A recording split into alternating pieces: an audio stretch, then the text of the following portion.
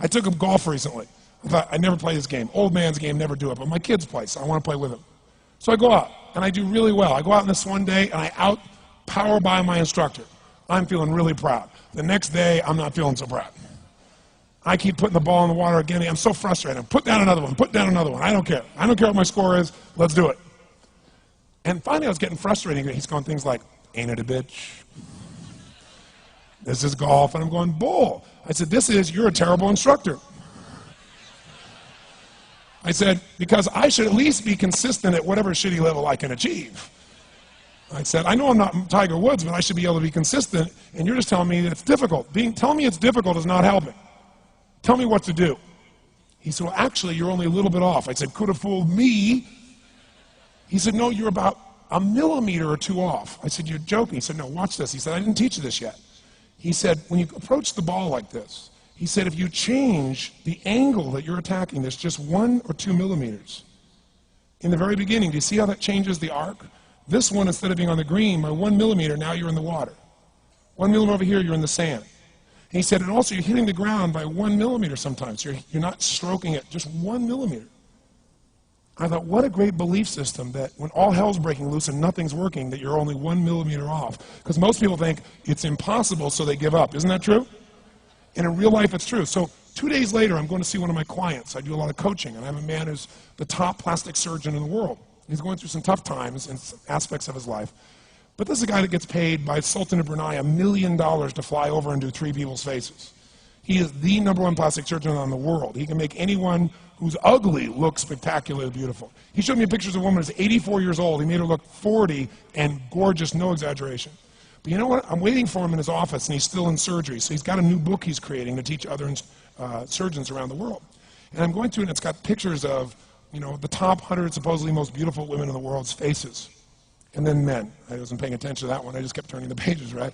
But I noticed something. He's got all these measurements. And he has mathematically calculated what it takes to make someone look gorgeous, man or woman. And it's a few millimeters. Interesting. For example, on a woman, the distance between the top part of your lip and your nose, this little distance, the measurement of that, if you're beautiful, gorgeous, is the same size as your eye. If it's 1 millimeter more, you have an average face. If it's 2 millimeters more, you are butt ugly. Okay. The difference between butt ugly and gorgeous is 2 millimeters.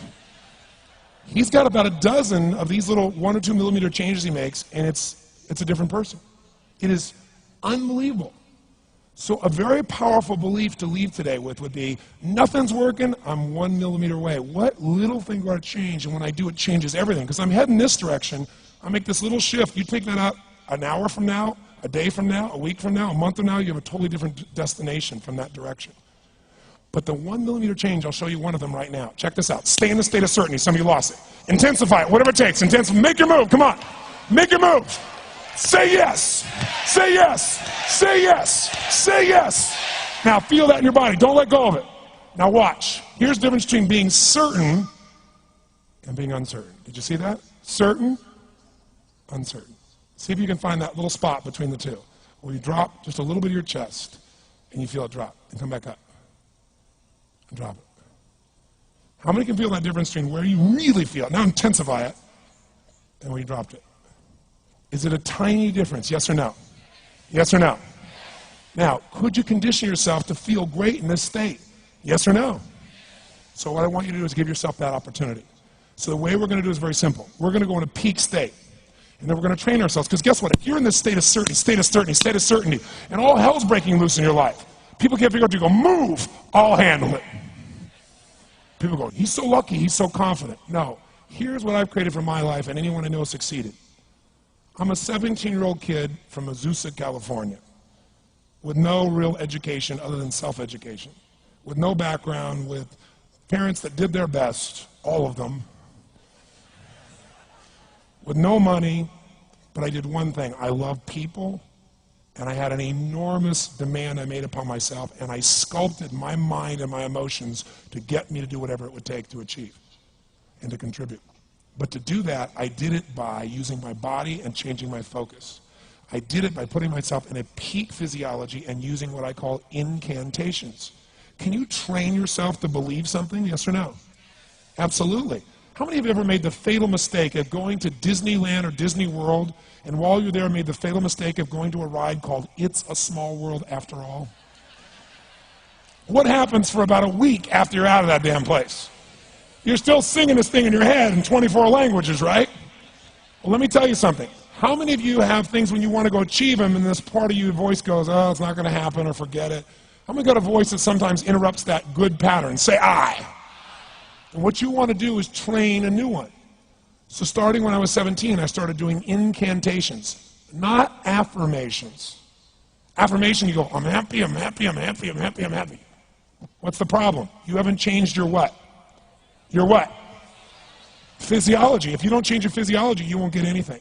So an incantation is not only you speak it, but you embody what you're saying with all the intensity you can. And you do it with enough repetitions that it sticks in your head. Like It's a Small World, now the conversation in your head is always the same and it gives you what you want. So you use your body and your voice. So 17 years ago, I started doing things. I was working for Jim Rohn, this speaker, and I was 17 years old. I had long hair, minestrone soup, acne on my face. And I was trying to call on Bear Stearns type of people and convince them why they should go to this man's seminar and be more successful. I was driving a 1968 Volkswagen that I had earned at $40 a week as a janitor. The only way I did it was park far from the building and then go in, and I love people and I believe, but I put myself in state, and I was able to influence people that were far more successful than I was at the time. I would do something that I still do backstage and have done for 23 years because I don't hope I'm going to be in a good state, I demand it.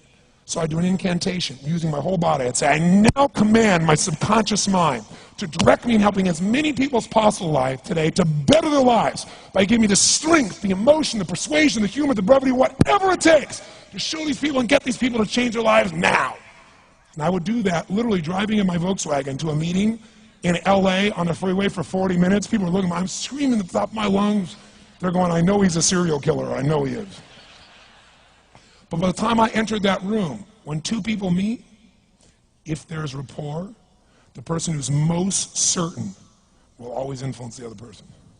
And I was totally certain, and they were trying to get revved up to certainty. Do you agree with this, yes or no? I do another one because I was poor. I changed my mindset. I kept doing things, but I never got beyond it. I'd say God's wealth is circulating in my life. His wealth flows to me in avalanches of abundance. All my needs, desires, and goals are met instantaneously by infinite intelligence, for I'm one with God and God is everything. And I would imagine the abundance of my life, and I would feel so grateful. And a year later, I went from making $38,000 a year to making $1 million a year in 1 year. Because successful people do what failures won't. You follow me on this? You know?